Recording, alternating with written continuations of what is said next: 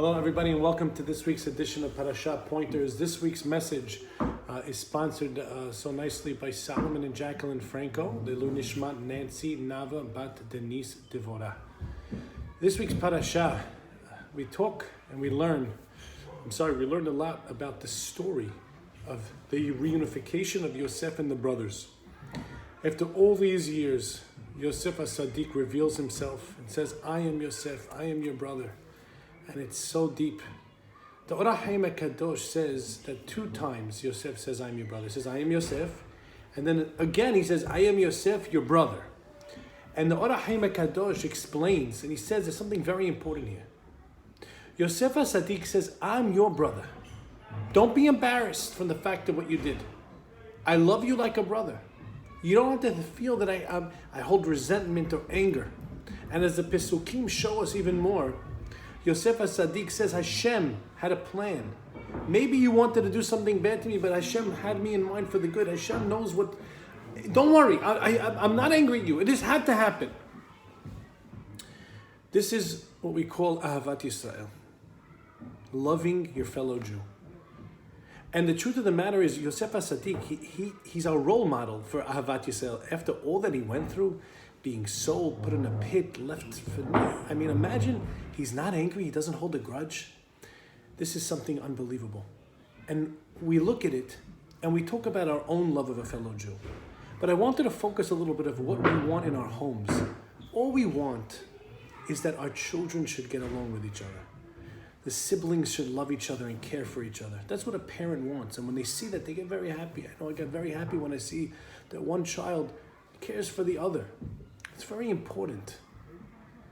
But that Ahavat Yisrael, it doesn't just come without work and thought. And I thought it would be a good idea to talk about some of the ideas of what we could do as parents in our home to inculcate into our children and engender this feeling of love for each other and care for each other. So the first thing is that it starts with the fact of how we act with others. How do we act with our spouses? Are we always worried about a fellow Jew? Forget about even our family, just anyone out there. When we hear about a Jew that's in trouble, do we feel bad? Do we cry? Do we worry? When they see that we care about a fellow Jew, of course they're going to love their fellow Jew. But another very important thing that I want to point out is that if we want our children to respect each other, they have to see that we respect them. Now, of course, we have to raise our children, and sometimes we have to really give them rebuke for the things that they don't do right. But that doesn't mean that we don't always respect them. And the best way to understand is, imagine you're having a conversation with a customer or an adult, any other adult. You wouldn't just cut them off. You'd hear what they have to say. There would be a person in your eyes. Why should a child be any less? Just because you have to give them musar or you have to punish them doesn't mean they just shouldn't get the right to communicate and the respect that they deserve. Another thing that we could do is that we create amongst our siblings a lot of love is by making a common goal. And I'm giving you an example, Lahavdil, Elef Havdalot, but if you ever see the World Series, right? At the end of the World Series, the team that wins, everyone jumps up and down and they hug each other. They make a big commotion in the middle. Now the whole team celebrates, even if one guy hit that home run, because it's a team effort. It's very important that in the house, we make it a team effort. We serve Hashem. We create happiness. We help our fellow Jew. This is a team effort. That means if one of our siblings does something good, the whole family did something good. And by the way, there's things that you could do when there's someone that's not feeling well. Sometimes we'll say Tehillim, the whole family gets together. Let's take a part of Tehillim every day and read it for somebody. You make it a team effort. When it's a team effort, everybody feels part of it.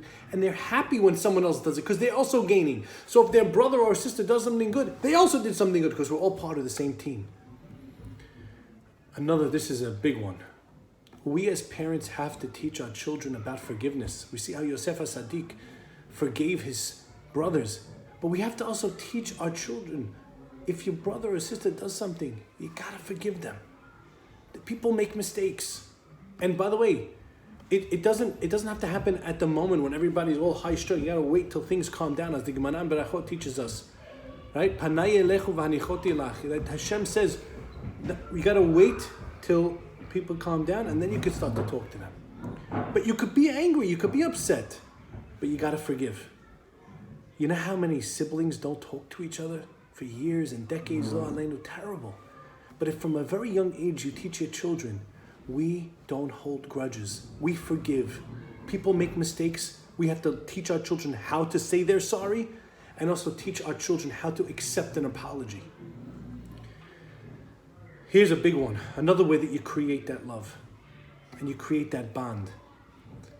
When you have other siblings help each other, you have one of the kids that needs help with homework, ask another child, could you help him? It creates love. When you give to others, it creates love. There are things that need to be done in the house. There's a baby in the house. Could you help me bathe the kid? Could you help me? You have to do things in a safe way, but could you help me dress the kid? Everything. Could you take him to the corner? Could you do that? When the siblings start to do things for each other and care for each other, they start to love each other. So give them opportunities to do that.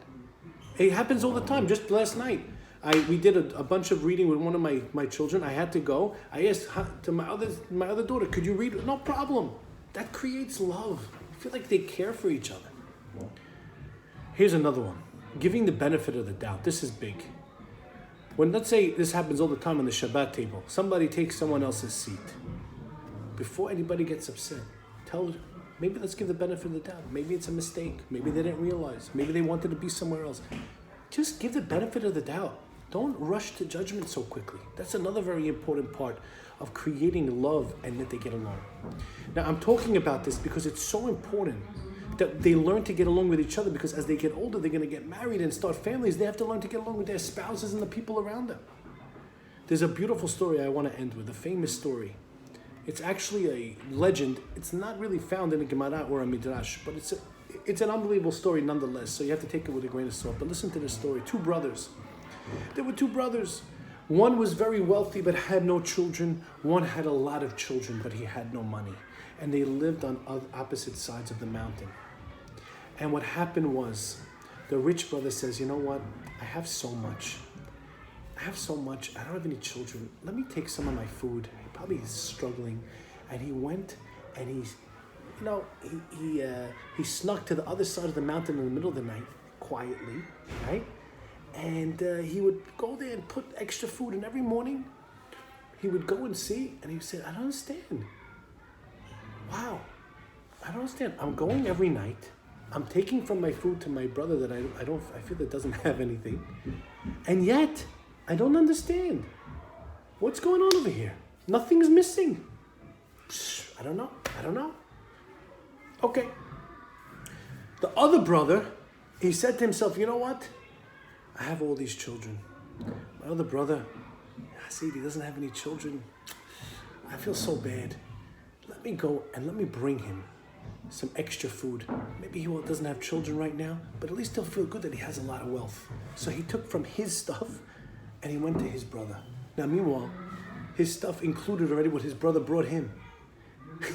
And one time in the middle of the night, they were both going at the same time and they met. And they couldn't believe it. He says, you're coming and I'm bringing back. What? This is crazy. And legend has it that in that spot they embraced and they said, I love you so much. And he said, I love you so much. Each one just trying to do for the other, to make the other one feel good. And legend has it that that's where the Beit HaMikdash was built. I don't know if that's true or not, but I can tell you one thing for sure. That type of peace and care amongst siblings, amongst all of us, amongst Klal Yisrael is what creates the Beit HaMikdash. We know that one of the reasons for the destruction was the fact that we had Sinat Hinam, and we have a fast day coming up on Friday, Asara B'Tevet. What do we have to do to bring back the Beit HaMikdash? Of course we have to work on our relationship with Hashem and our mitzvot and everything we do. But just as equally important, there's mitzvot between us and our fellow friend. We have to learn how to love them. And it all starts in the home. When we love each other, when the siblings love each other, they'll come to love other Jews. That's the goal. That's what we want for our children. Shabbat Shalom.